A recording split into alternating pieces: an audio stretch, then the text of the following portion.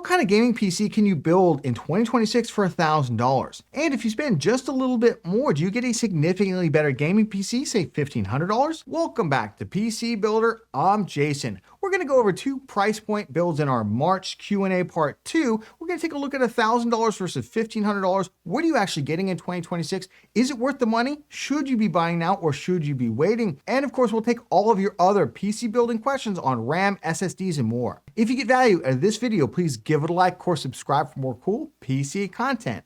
Let's jump into it. This video is sponsored by Boot.dev. Want to use your gaming skill to get good at coding? Boot.dev turns learning how to code into a game complete with XP, levels, and achievements. Learn backend development through real projects in Python, SQL, Go, and more in a supportive gaming environment. Complete quests and fight bosses to progress your coding journey. There's even a training grounds where you can grind infinite challenges to get the practice you need. The content is free. A paid membership unlocks interactive features like hands-on coding, progress tracking, and game mechanics. Boot.dev has a supportive Discord community, and they have a 30-day, no questions asked refund policy. So put your gaming skill to good use.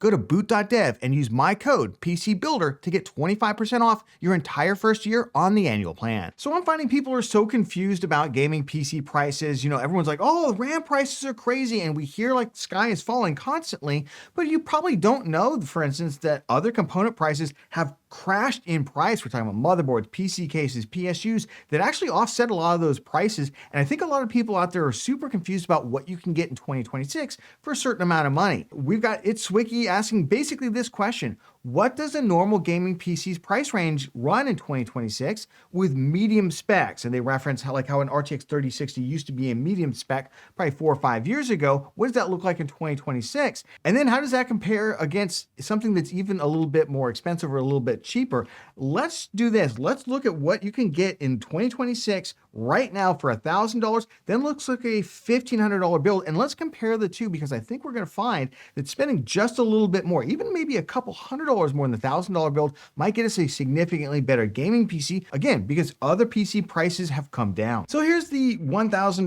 PC build that I put together for 1440p gaming. You're going to get very good frame rates, and we can talk about different CPU GPU combos for that. I would obviously go with the biggest GPU that I can get and then just get a CPU that's not going to overly bottleneck it. I've seen other people recently put together $1,000 builds where they go all in on the CPU platform. I don't know if you're going to enjoy the FPS as much out of that in the 2 or 3 years just to buy an upgrade path 3 years from now to possibly drop something in. I would factor in the lower FPS that you're going to get for the next 3 years. And to me, especially with a lot of these budget motherboards, the upgrade path isn't that important. So I would take a look at something like this. So we went with the Ryzen 5500, a B550 motherboard, and 16 gigabytes of DDR4 RAM. And that's contained in this combo, Newegg combo, which I keep telling y'all, check out those Newegg combos. They are great deals, although it's Amazon's big spring sale right now. So I'm only saving a little bit on this particular DDR4 combo. DDR5 combos, I'm saving a lot of money on those DDR5 combos. So check them out, linked in the video description. And of course, you're going to get some free gifts like this cordless air duster, but I'm not really valuing it for the PC build, although that's kind of nice. So we're going to go with what GPU level though. You wanted an RTX 3060 kind of back in the day level. To me, that is the RX 96 XT 16 gigabyte right now, which you can pick up the Sapphire Pulse, which is a really nice version of it, for $449. The cheapest is $439. That's the ASRock Challenger one. But if you want something kind of a little bit nicer, that's the Pulse. And I think it's a really overall good GPU. And this is the OC model. And again, those 16 gigabytes of VRAM are going to carry you a long way. I know some people are like, well, Jason, what about an ARC B580? That'd be fine. You'd save quite a bit of money. Obviously, you'd save about $150 because that's like a $280 GPU or something like that. I just decided let's spend our full $1,000 and let's get as much performance as we can right now. And just looking at the performance number, this is the Tech Power Up review for the RX 9060 XT. You can see if you wanted to know how it compared to the RTX 3060, since you use that example, you're basically getting 50% more FPS today than you would have had with if you were upgrading an RTX 3060, for instance. So 50% more FPS, that brings you from under 47 FPS at 1440p at ultra settings across 23 games here. It brings you up to 70 FPS comfortably there. And obviously you're going to get FSR 4. You do have DLSS 4 obviously also with the RTX 3060. The 9060 XT obviously quite a bit faster. One thing here that people don't really realize though is like I'm using a $50 PC case that last year would have cost $60. I'm using a $50 PSU that last year would have cost $75 or $70.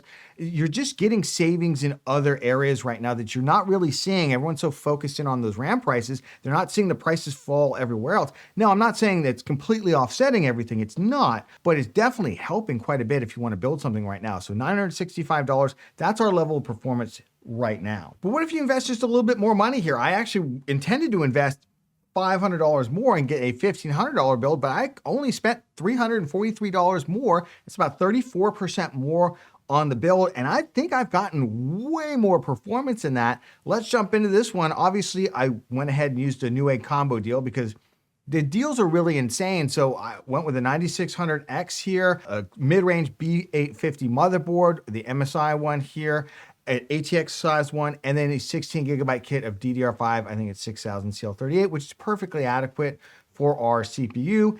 And I know when I did this during our best builds, they were also throwing in a 240 millimeter all-in-one liquid cooler. It looks like they've run out of stock of that particular liquid cooler, so they've replaced it with a perfectly adequate here. This is the Hyper 212. It's a budget tower air cooler. This is a nicer one. It is not worth $49. It is worth like 20 bucks.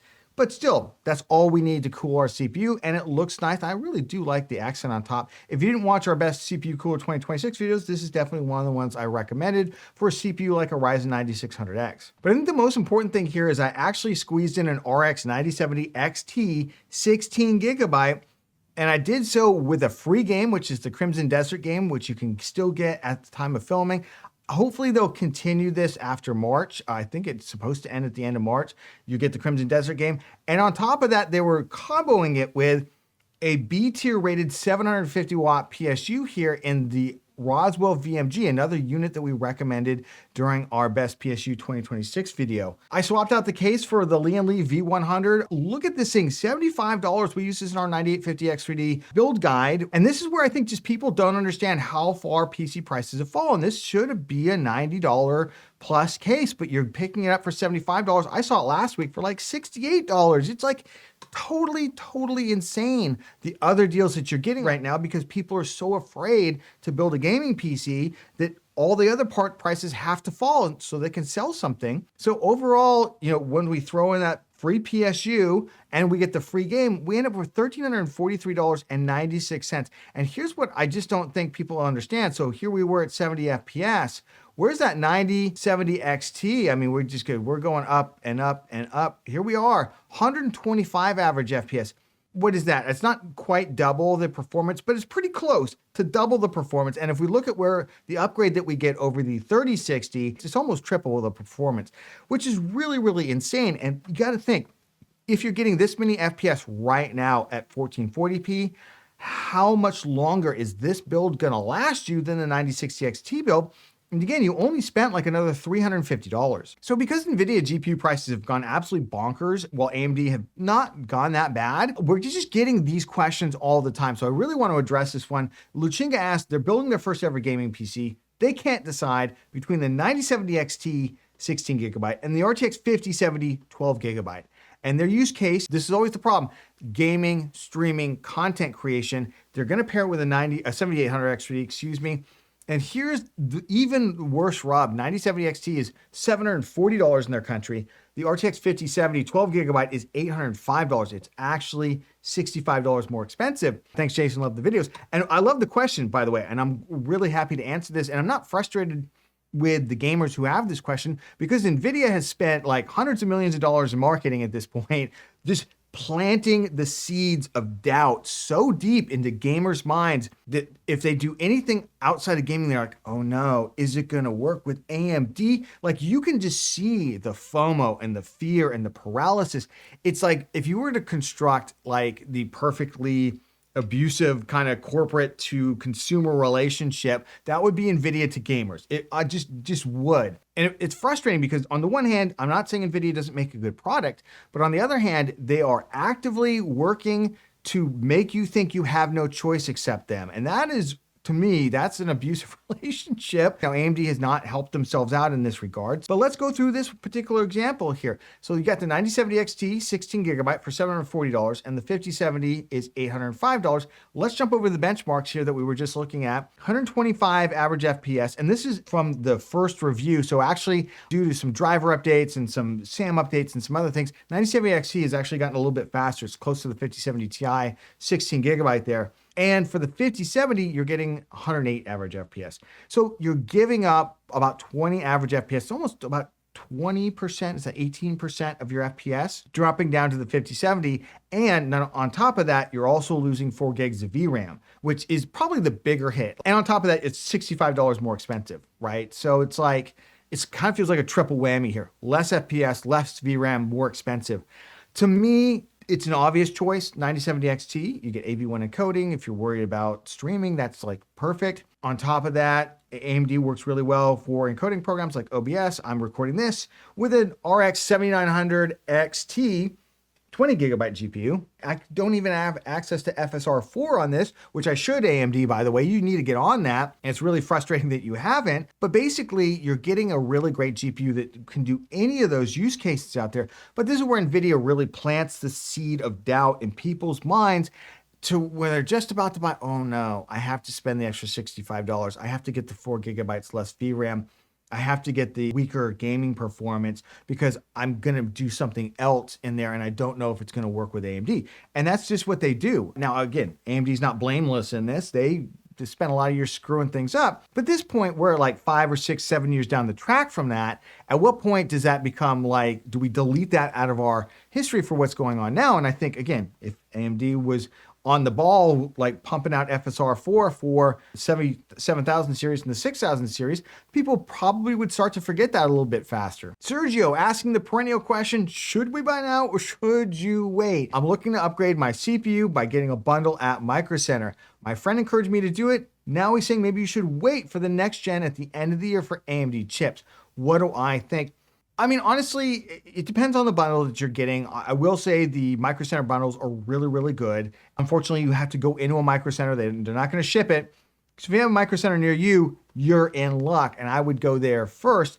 If not, the Newegg combo deals are also very, very good. Not quite as good as the Micro Center ones, but again, you have to go to the physical store in order to get those. They're not going to ship them to your house. I would say if you are unhappy with the gaming performance that you're getting right now, go ahead and upgrade. The reason I say that is that if you think about prices, what are they going to try and charge for Zen 6? You could possibly get an X3D combo right now, like a 7800 X3D, something like that. How much faster is Zen 6 non-X3D going to be at the end of the year? Because even if we get Zen 6 at the end of the year, and AMD did release their roadmap, it shows Zen 6 in 2026, but it doesn't mean that we're going to get consumer desktop. Ryzen Zen 6, they just get the EPYC CPU, the server lineup first, and then they may wait until CES early 2027 to launch their desktop stuff, especially with the way RAM prices are going right now. They may even think maybe it'll get a better reception.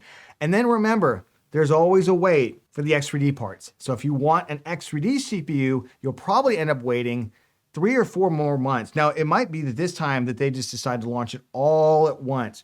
They just haven't done that for Ryzen 7000 or for Ryzen 9000. They launched the non-X3D parts first, and then there was a big gap, and then we got the X3D parts, and people just kept waiting and waiting and waiting. So you could get caught in a cycle where you're endlessly waiting. So again, it's really going to come down to your current performance right now. If you're happy with your current performance, or it's at least plausible, maybe you'd go ahead and wait. We don't know where RAM prices are going. I have seen them ticking down for both DDR4 and DDR5 in terms of 16 gigabyte configurations. The 32 gigabyte kits for DDR5 are still basically floating at the same price point. For DDR4, they are also coming down a little bit too, which is good to see. I think we're getting some more of that like kind of Chinese branded DDR4 pumping into the market. And we're also seeing a lot of demand destruction right now where people who were planning to build a gaming PC in 2026 have either decided to wait or thinking of waiting like you're doing, or they've just given up at this point and they're going to kind of maybe come back to it in a year or so. So I would say, yes, if you can take advantage of a combo deal, I think I would buy now. You don't know what's going to happen in the future. Look what's going on in the world right now, man. There are things going on in the world that could completely torpedo all prices of any electronics shipped out there. So I would say it's the old adage, a bird in the hand is worth two in the bush, you know, just like what you have in front of you is probably better than what you can gamble for in the future.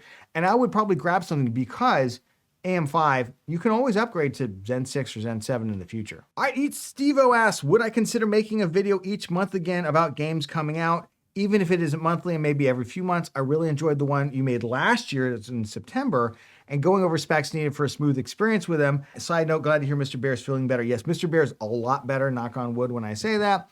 We did have to take him to the vet. I gave a whole explanation of that in a previous Q&A. You can check that out. But I would definitely consider doing it again. The reason I went away from it is I felt like that video at the time didn't perform well, but that's around the time where, I don't know if you remember, all the YouTube views thing were going crazy because of the ad blockers and it wasn't counting views, and we were deep diving into our analytics to find what the heck's going on with views right now. Kind of finally figured out that in fact, we were still getting quite a bit more views. We just weren't getting any credit for it in the system. And in particular, the people on desktop who have an ad blocker were not being counted whatsoever. And they're still not, to my knowledge right now.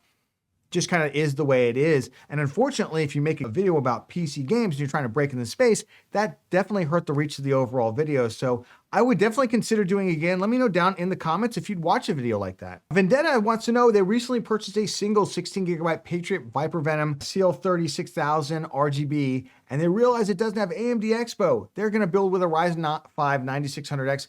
Will I have any issues? Not because you're using the XMP timings. If it has XMP timings on it, all the AM5 motherboards will use XMP as well as EXPO.